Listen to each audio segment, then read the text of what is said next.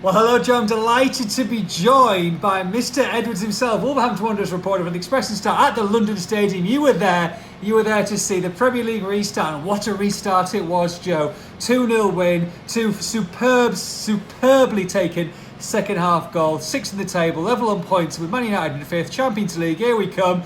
It can't have got much better than that, could it? You've summed it up there. You can hear the mowers going off behind me, but talk about mowers and you can talk about kind of speed trains and bullet trains, whatever you want to call it, because Wolves made those two attacking changes, didn't they, on the hour mark, and you talk about the game being turned on its head, a fresh injection of pace. Would it work? Would it pay off? Yeah. Absolutely. Absolutely. It absolutely tore West Ham to shreds, and we talked about Adama Traore in this week getting at Creswell and perhaps having him on toast, and that was exactly the case. He came on, got to the byline in typical style, perfect cross for Jimenez. That's meat and drink. 23rd of the season, and then if that's good, then blimey, Oh my God. the Neto goal, mind blowing, out of this world. Traore involved again, plays it over to Doherty, and then you talk about a peach of a volley. Wow. It was absolute thunderous strike, and I actually got a prediction right for once, 2-0 to Wolves, and that's it. Yeah, you can't get much better than that. Yeah, the talk of the town and the Twitter meltdown. We missed it for 100 days, but we got it when Traore was left on the bench. He went for Dendoncker, and to be honest, Joe, the first half I thought that apart from Wolves scoring, they pretty much dominated most of the play. Apart from the odd pot shot from West Ham, it went as good as Wolves could have wanted. Yeah, it was. You could argue that West Ham had the best chance of the half. I think Fornals getting over the top. I mean, perhaps back on VAR, he might have been on a touch offside, but blazing over. Jota looked quite lively in the first half. I think he was culpable for taking too many touches a few times. He looked a little bit frustrated as he walked off at half time. Perhaps just one of those afternoons where he was trying a little bit too hard. But I thought Neves looked really sharp in the middle of the park, breaking up play really nicely and looking very productive on the ball. But that really, the difference makers were the substitutes. The game had gone into a little bit of a lull. Yeah. It had gone a bit slow, and there was the danger of just falling into that trap that we saw that Villa-Sheffield United game. The last half hour just kind of died a death.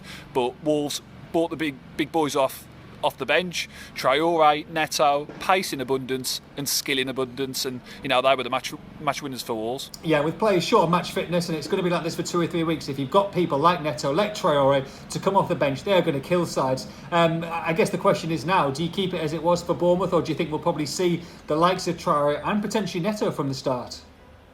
Well, it's a good question. I think, Nuno will be careful not to be too predictable because, of course, Traore is a fantastic option to have on to come off the bench, and he's probably the best impact sub around. But teams might kind of try and conserve energy, and I think it'll be horses for courses, really. I think there's every chance Adama starts on Wednesday, and I think there's every chance, especially after that goal, that Pedro Neto gets himself in the starting 11. So I think, Wolves, there'll be players like Daniel Podence. So I think we saw Gibbs White come on for about half a minute, but it was something. And, Wolves, those changes are there to be used, those 5 subs. Nuno said afterwards, it's not a case of using 5 subs a game for the sake of it, but it's something to lean on. It's there to be used, and Wolves have took advantage today. Yeah, Bournemouth currently 2-0 down at home to Crystal Palace. They're always going to come back to the wall against Wolves on Wednesday night and hope maybe come for a draw. But if they've learnt anything from Brighton, then they'll learn to maybe go play the likes of Neto, the likes of Traore, and really give them something to think about from the off. But Joe, I mean, it's gone perfectly well, hasn't it? It couldn't have gone better with all the teams around. Without Wolves still trying to find the feet, a point here, a point there.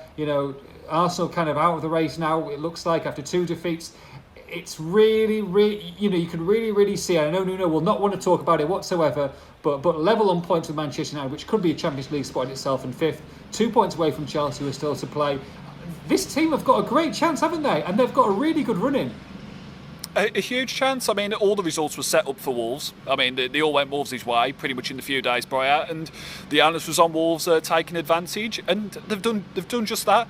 It wasn't a resounding victory. Perhaps it wasn't like absolutely set in stone. Until that era, it was very evenly contested. There wasn't much to separate the teams at all.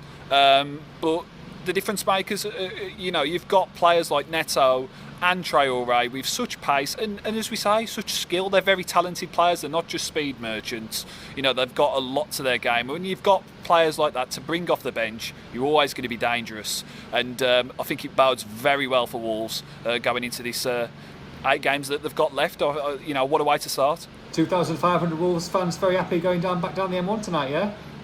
Oh, yeah, I'll be joining them in the pub. Great stuff. We'll see you Wednesday, Joe. Thank you very much. Top man from London Stadium. Cheers, buddy. See you, mate.